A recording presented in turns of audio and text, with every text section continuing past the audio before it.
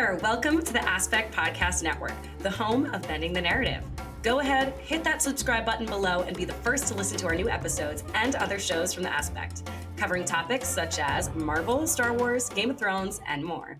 Hello, everyone. Welcome back to Bending the Narrative here on the Aspect Network. My name is Kate Kronquist, one of your hosts, and joining me every week to discuss the latest and greatest in the world of Avatar: The Last Airbender is Alex Batts.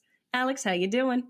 I'm doing awesome. Excited to dive into this week's episode. We learned some pretty key things this week. So we're continuing our book 2 rewatch with the episode Bitter Work. Now let's continue tracking Team Avatar and Zuko's separate journey on our handy dandy little world map here. Mm-hmm. As we can see, we're still outside the little Siwang Desert. Yeah. We can now go separate directions. Gang and Zuko go separate directions. Yeah, which is, I also think that it's funny how far on the map Zuko and Iroh seem to be from the like ghost town at the end of last week, when in this episode you can see the ghost town from their little like they're not that far from it. They really like, aren't. Yeah, you can see it because like they're in the little like hut or whatever, or like ramshackle like house. It's like a single room basically, but like you can literally, like when they're outside of it, you can see in the distance, just like down a little bit, the ghost town that they were fighting at last week. So that's like so it's true. Not they don't move that far, I don't think. But yeah, they go a different direction from the rest of the gang, who moves closer to the Siwang Desert, to the middle of that stuff.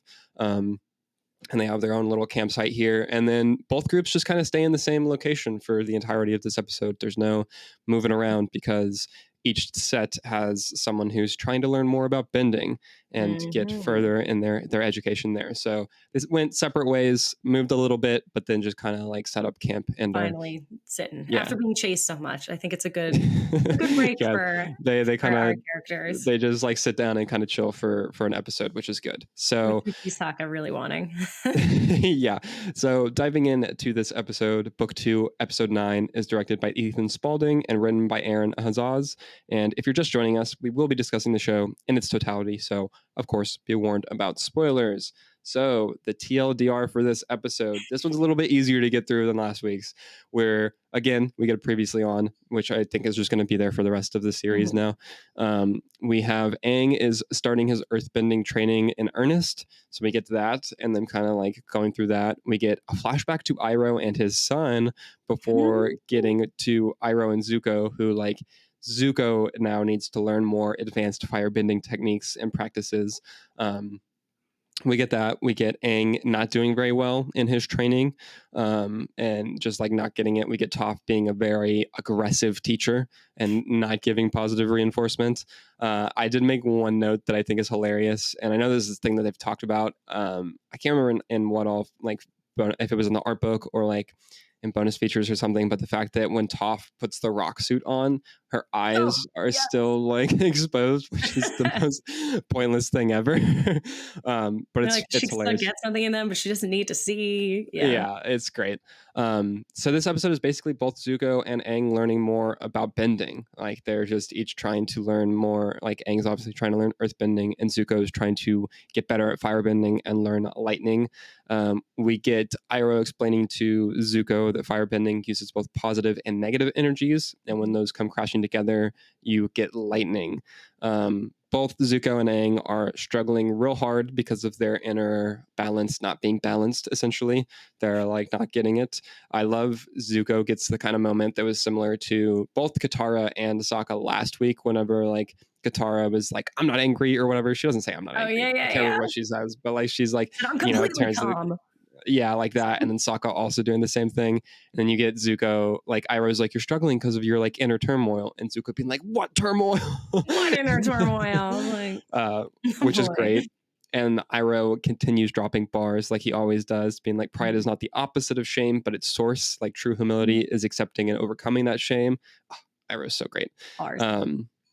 We also get Sokka getting trapped in a little crevice for most of the episode. He's just indisposed. He's literally stuck in the earth and has a cute little, it's what, a saber-toothed moose lion cub? Saber-toothed moose lion. Yeah, which is a gnarly combination of animals. But we get that cub like messing with Sokka the whole episode also. we have Iroh telling Zuko how utilizing techniques from the other nations like bending techniques helps in like furthering what you can do with your own, which is a super So key cool. like theme that comes in through the show.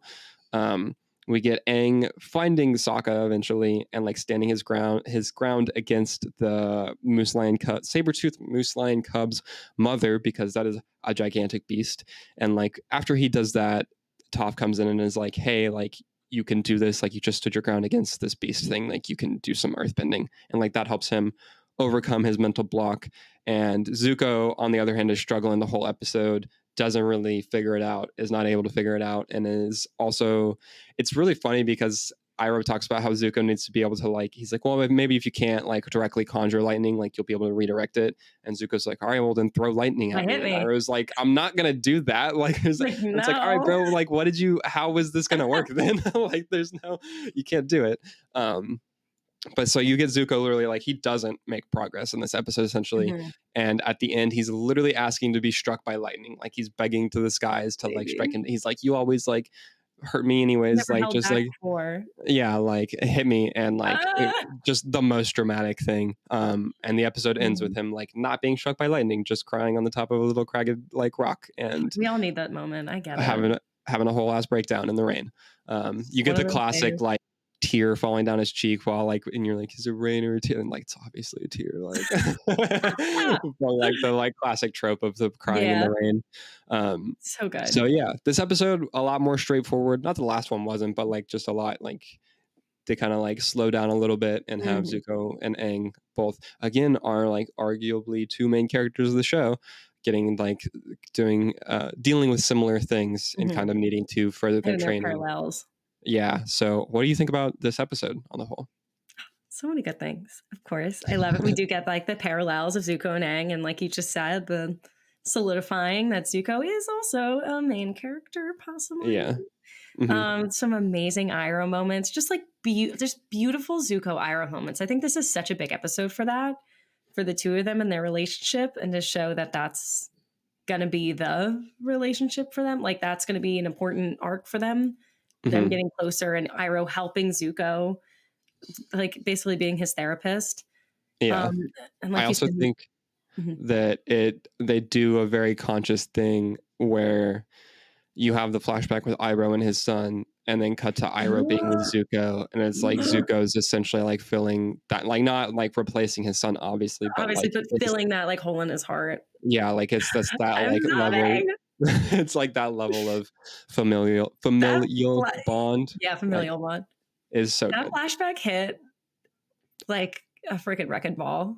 Just comes out of literally left field. It comes out of nowhere. Sokka's like laughing, and then all of a sudden we're Yeah, like on a little because you get that hill. before you even cut to like present day Zuko and Iroh. Like that's just the first thing you see from like Iroh in this episode is like him playing with his kid. You're like, oh, cool, his dead son, You're awesome. like, his dead son, great, great. Now, like, I was having a great day until that came up. Thank you.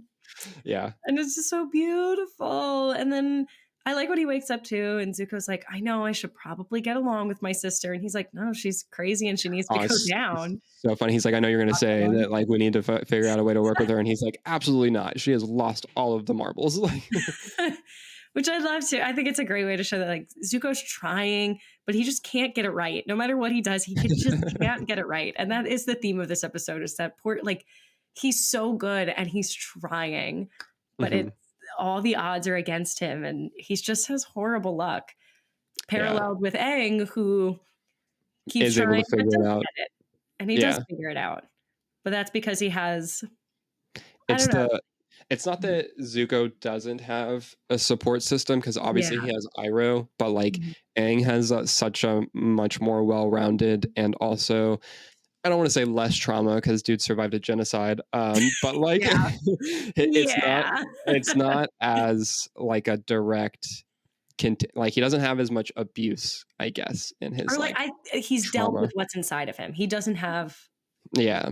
He's he's much more centered than Zuko is. I Like was gonna he's say much woke. He's not, that's the wrong word. He's like he's awake. much more open to getting to that positive place. Well, it's the thing of Mm. like it's the positive reinforcement. It's like not that Iroh's not giving Zuko positive reinforcement, but it's like Zuko's not accepting the fact that like positivity is part of the path to growth, whereas Aang, I think, does really like make strides in that kind of situation and accepting like I need to be positive about things and like that'll help. Whereas you have Zuko at the end being like, "You've screwed me over constantly, life. Like, why not hit me with lightning now? That'll make things better." And it's like, "Nah, dude, that's not how it It's not works. the Really, point. like, He's almost there. like you're trying, but you're searching in the wrong places to like help you get there." Whereas Aang, like, much more quickly is able to recognize the things that he needs to do to get there, and so like that's why he's able to overcome it, along with the people around him helping. Like it is a really good moment whenever like at the beginning of the episode, Katara's like, "Hey Toph, you might want to like Aang reacts really well to positive reinforcement. Like you should probably use some positive reinforcement." And she's like, "No, I don't need to do that." And it's like not working. And then by the end of the episode, she like gives him her version of the positive. Like she's still being really like stern and almost aggressive, but like in a more positive way. Yeah. Yeah. And like, and then at the end, Katara's like, "You tried the positive reinforcement?" And she's like, "Yeah." And like it worked. I like that they're like that means they're friends again because they were bickering Beefing. again. I love that they beef. I think that's so funny. But they Yeah. are good friends. Yeah. The clash between them is always just great. It's so good. Another thing I love about this episode is that, well, the name of it is Bitter Work. And I saw in Avatar Extras, they say that's like the rough translation of Kung Fu. Like the word Kung Fu literally means bitter work. That's And they're both crazy. learning I did very not different know. forms of Kung Fu. Isn't that cool? You knew Yeah, that. I did not know that. The more you know. The more you know, because it is bitter work. And then also, they also said something funny, which Sokka getting caught in that hole. This is for older people, but him getting stuck in the crack is like inspired by Tom Hanks in The Money Pit, the movie. It's so he like sinks into a carpet and he's stuck the same exact way. It's hilarious. That is really funny. I also love his like ongoing like pleading to like whoever's in charge of luck or what, like God essentially, and is like, "I'll be a vegetarian, I swear. Like I know this is what you're punishing me for, like, and I'll do it." And then like immediately just like recants on that as soon as he like has the option. He's like, "Oh, did you have any like meat or whatever?" To like, he was like sarcasm and meat. My whole personality. God, which it really is. I'll be the straightforward vegetarian guy. Yeah, so good. This is also the first episode I think that we see Aang officially earthbend consciously. Yes. Yeah. Yeah. So now he's done 3 out of the 4 elements. Not that he's great at earthbending yet, but like is able to bend 3 out of them. Oh, right, he did on accident. So now he's done all 4. Yeah. But he just I forget that he like did the firebending and then was like, "I'm never doing that again," because he burns Katara. Yeah. So we have seen the Avatar not master all 4 elements, but use all 4 elements at this point. So officially. Yeah. However little. Yes. And then also a little fun fact about that little scene. This is more extras stuff. During the little scene where we see Iroh's son, Liu Ten, the son is voiced by Mae Whitman, who also voices Katara. Nice. That's so really cute. Cool. That is cool. She's so talented. He's such a cute little guy. Too bad about his death. Yeah, but when we come back, we will dive more into the episode, more deeper, and how it contributes to the overall narrative of the series. So we will be right back.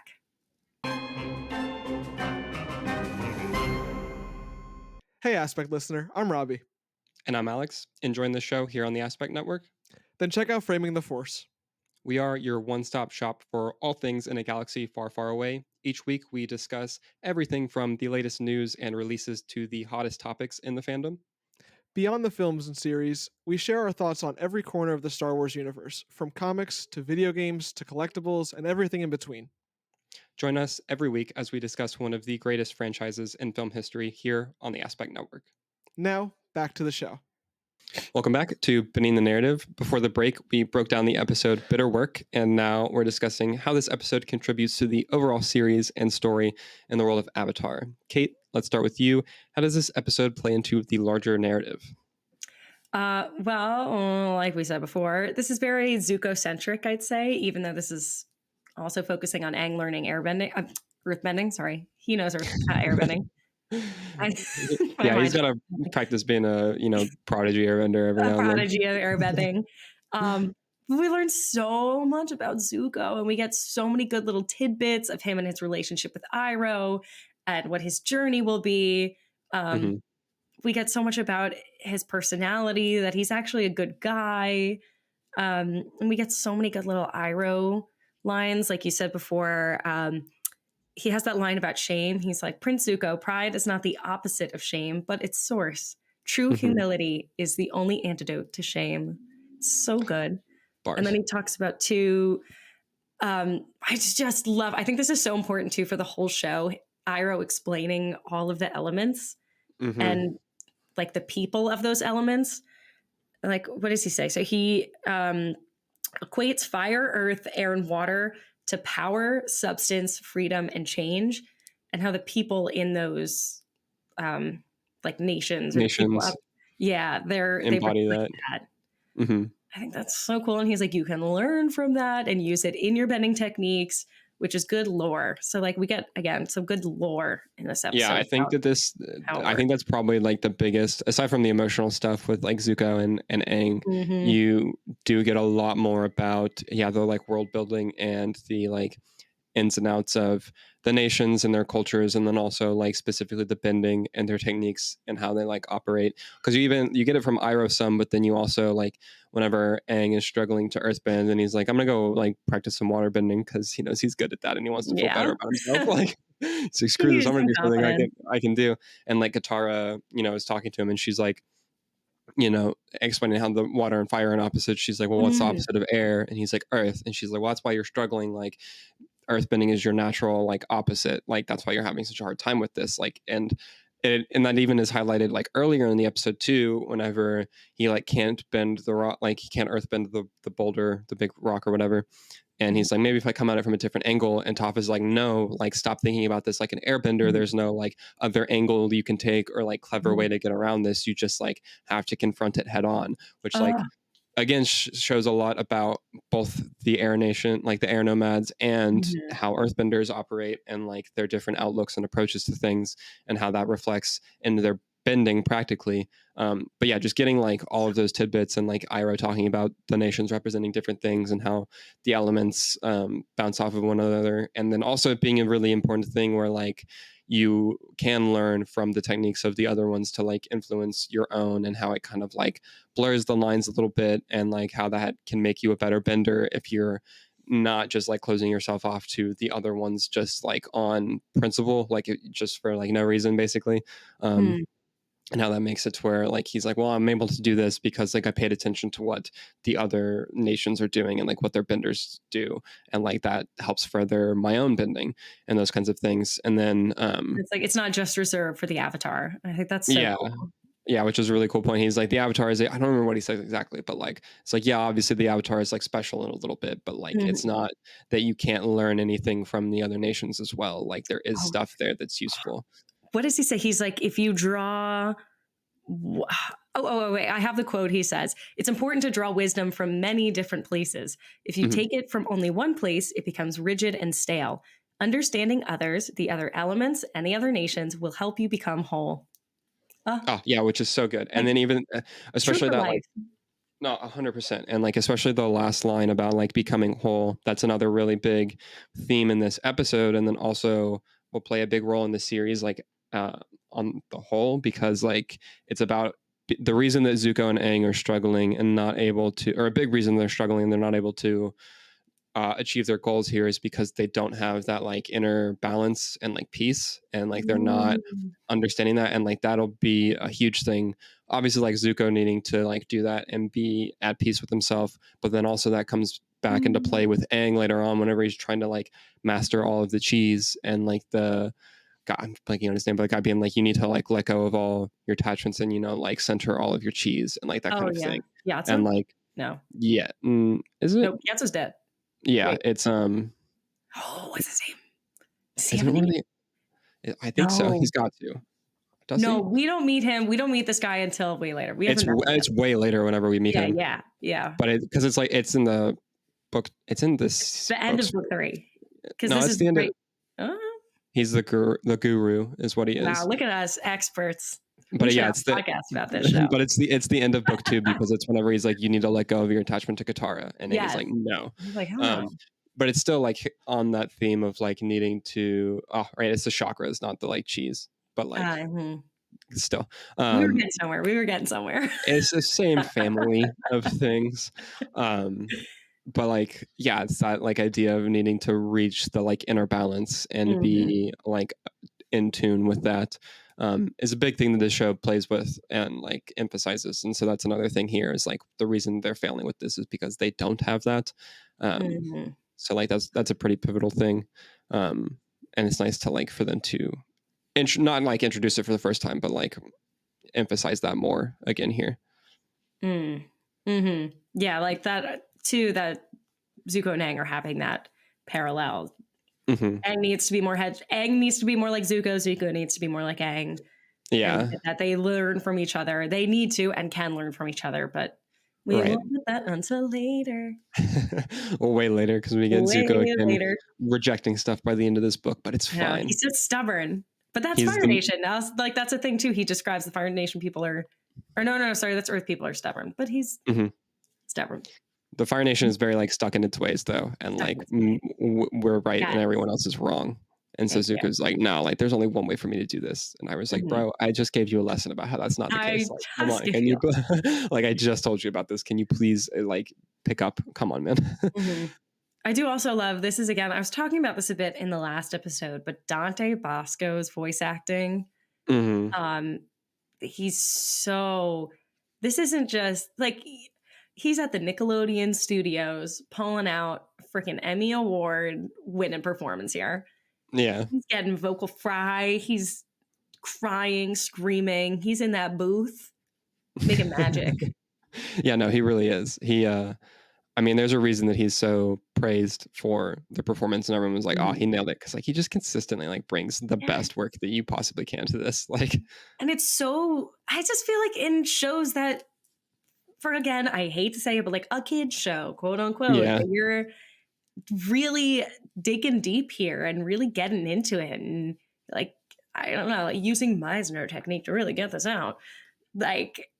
It's beautiful. He screams like you never held back before. Why can't I do it? Instead of lightning, it keeps exploding in my face like everything always does.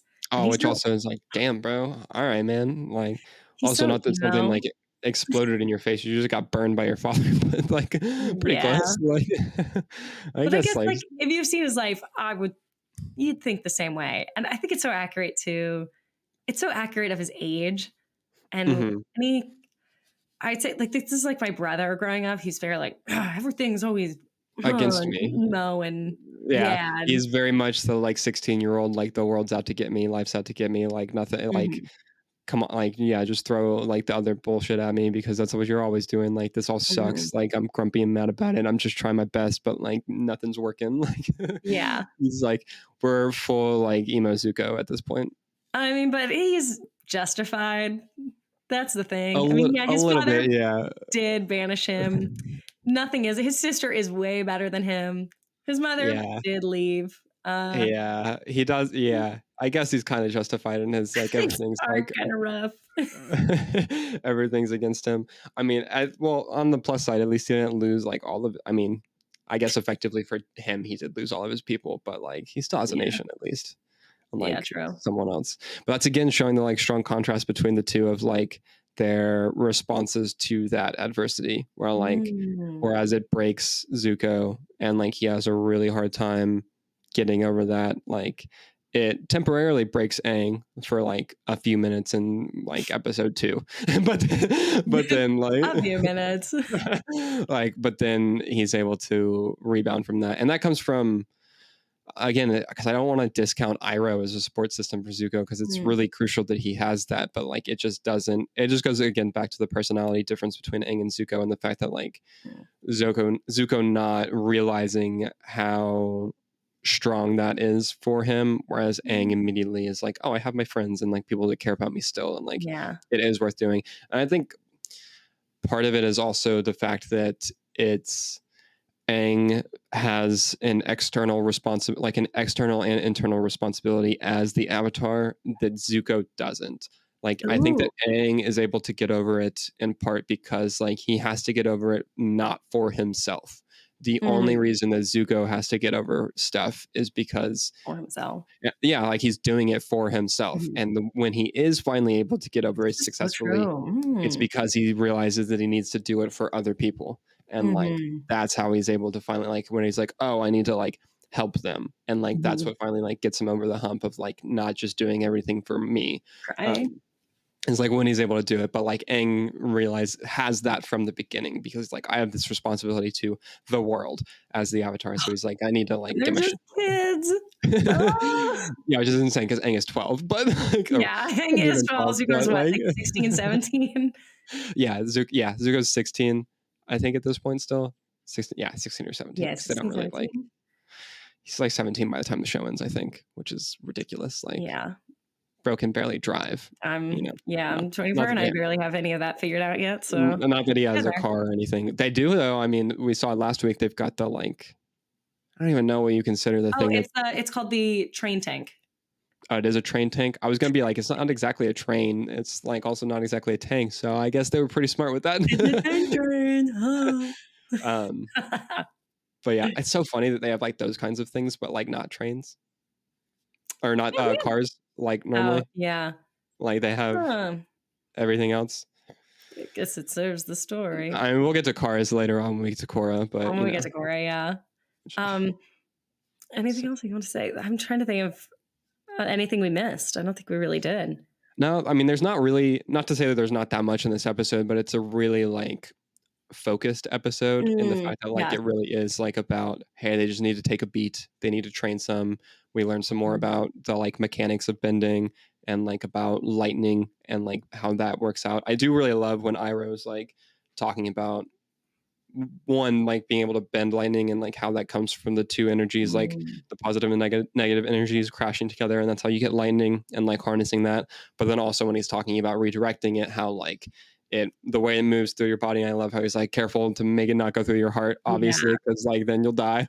I like how he talks about his stomach. He's like, mine's more like an ocean. Yeah, just so funny. In there. He's like, I got a big tummy. But yeah, like I like the way that they break down the mechanics of that more, and like it comes from both Iroh and Toph, and like talking about their stances and like the way that you have to approach things. And it's a thing that the show is consistently good about, and like you see it in the choreography itself, in the way that they like have everyone, like all the different benders fight, and like how that plays out in their fighting styles and whatnot. But it's always nice when they like are directly addressing it and like talking about those differences and pointing them out. It just makes the world feel deeper and more real.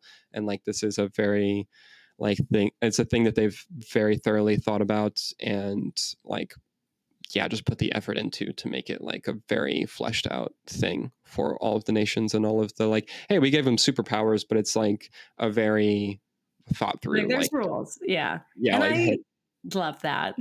Yeah, like we've talked about, great. there's so many other series out there, fantasy series with like or regular series with just like a magical element, and it's so hard to create boundaries on that and stick to them, but then also I mean that's onto that.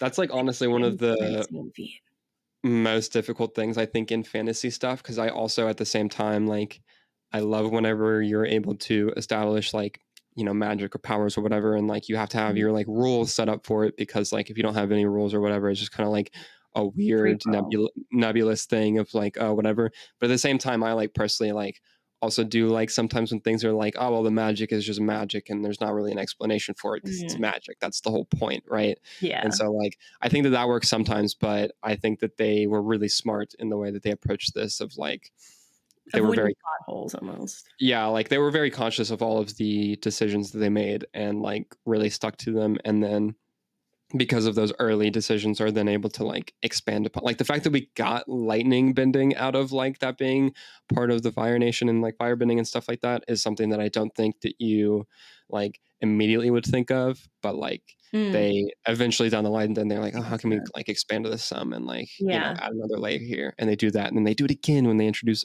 metal bending. Yes. And I do like too that they're like, this isn't, you can't win everything with this one thing. They address that with the giant Koizilla when Aang at the end of season 1. They're like, why can't, because you know, as a viewer, you're like, okay, can't he just do that and destroy the Fire Lord? And they're Yeah. like, no, we're going to make a whole episode about why he can't do that. And I Yeah. love that they address that because that is an audience question. Yeah, they really they introduce these different elements and they think about the questions that come from those introductions and then they address them. They're like, oh, well, this is why X or Y. And really get through that and think through that and You show would it. And it think makes it just that more would be interesting. common sense. Like, Yeah, it would be common sense that a show would address that, you know? Mhm. And it's crazy because there's so many out there and there's so many stories out there that don't address that. And you're like, huh. Yeah.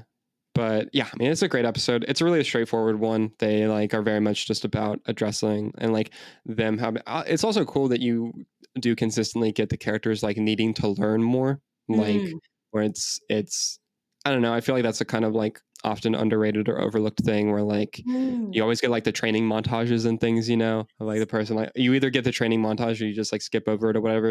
And I think it's important to kind of slow the story down for a second and be like, oh, well, they have to take time to try to learn mm. and learn lessons about it, and put in the bitter work for it. And I love that. I noticed that's oh, got 'em. I noticed that's they inspire a lot from anime, and that is a common thing in a lot of shonen anime for young boys. Is that a lot of these shows? When I started watching anime, I was like, oh my god, they really a huge difference from Western media that I've noticed is they do take that time to show Hmm. all these characters learning how to use their powers, like when there's a power system, learning how to Hmm. use them, getting better with them, training with them, um, and using that over however long the show is or a longer period of time rather than in a lot of Western media, it's like, oh, we have this one training sequence. Now they're perfect. Or we have Yeah, this now they can do sequence everything. and they can do everything now. Oh, they can just do it now. They know how to. Like with a lot Yeah. of superhero movies, I noticed Marvel. I mean, I didn't read the comics, but in the movies, the cinematic universe, Mhm. they do that a lot with, I notice. Or Yeah, I mean, it happens a lot in the comics too. mm, It depends. There's also just a way there's comics are way longer because they're 80 years almost of yeah, them true. doing this. But no, and it does happen. I also think it's really important in this show that you consistently see the kids learning and teaching each other. Mm, They all have agency. Even when it's Iroh is explicitly the one teaching Zuko here, right? But with the gang, it's always the gang figuring it out on their own, and the kids mm. learning and from each other and teaching each other. Or when there is an adult around that the gang encounters, a lot of the time it's them having to show the adult why they're wrong or do something else Wait, because period. Hold up. because Ooh, it gives that, which is super important for a Saturday morning kids cartoon, to yeah. be hey, no, the children have agency and they're working through these problems themselves, and that's an important thing. They're not just dumb kids who need help from their elders, which is something that happens a lot of the time in the live action adaptation. Literally every time they show up anyway, Yes. they go to the adults and are hey, how do we do this? It's well, that's not, No, yeah, no, that is such an underrated thing about this show, Alex. And I didn't even think about that. You're so right. That it's all kids. it's all kids figuring it out from the other kids. And then they show too, adults can be wrong. Don't always don't always go by what the adult says. Yes, they can learn things, but Hmm. you can find out what's right. Yeah, Oh, more often than not, the adults are Iroh's the exception to the rule when it comes to the adults being correct or knowing the right thing to do. Because I Iris mean, the even if you take a couple weeks ago, Toph's parents were idiots, right? They took yes. the wrong they took the wrong lessons, and it takes Toph having agency and doing the right thing, and that's what she needs both for the team and the overall narrative of the show, but then also for herself. And she wouldn't have gotten that if she just listened to her parents being dumb and and then Oh, the other people in the fighting ring being dumb and those kinds of things. Iroh really is the only adult in the show basically that's I guess you have Gran at the very beginning who's kind of yeah. smart, where she's you need to go. But Boomy. even that, even her being smart in that is her being hey, you have agency yourself. Yeah. It's don't listen to Do what you need to. Don't listen to, yeah. yeah. So That's such a great underrated point, I'd say. That's such a good yeah, theme of the show. it's a Huh. very important thing to see. They're the kids are the one who end up saving the world. Spoiler alert. Spoiler alert. Yeah. All Yeah. right. But great episode. I love that we got all that out of this. Anything else you want to say? Any little last minute tidbits about this episode? I don't think so. Again, it's just I like how focused they can get with what they're doing, and just like how strong the episodes are because of that. Like they really know what they're going for in each one, and it really makes it a super concise and like just there's no filler here at all. Agreed. Yeah, this is, I think, if anybody claims that any episode in this series is filler, I'd love to have a conversation with you about that. I'm interested to see why you think that. Yeah, it's all good. It's all good. Love you regardless. If you like this show, that's fine with me. All right. Well, thank you everyone for tuning into Bending the Narrative. Next week, we venture into the unknown and learn key secrets in the library. But first, Alex, where can people find you online? You can find me online at the Alex Batts. That's BATTS on both Twitter and Instagram. And you could find me online at Kate the Official on Instagram. Nice. And of course, please be sure to subscribe here to The Aspect on YouTube and any platform where podcasts can be found. Please give us a like, leave a comment, and turn on that notification bell so that you never miss an episode. You can also follow us on Twitter /X, Instagram, and TikTok at The Aspect Co. A huge thank you to Peter Fraser for providing our series music. And thank you so much for listening. And Flameo Hot Man. Hey, thank you for tuning in. If you enjoyed this show, then be sure to subscribe here to The Aspect so you never miss an episode. And be sure to check out some of our other shows and videos on the Aspect Network. Thank you so much for listening, and Flameo Hot Man.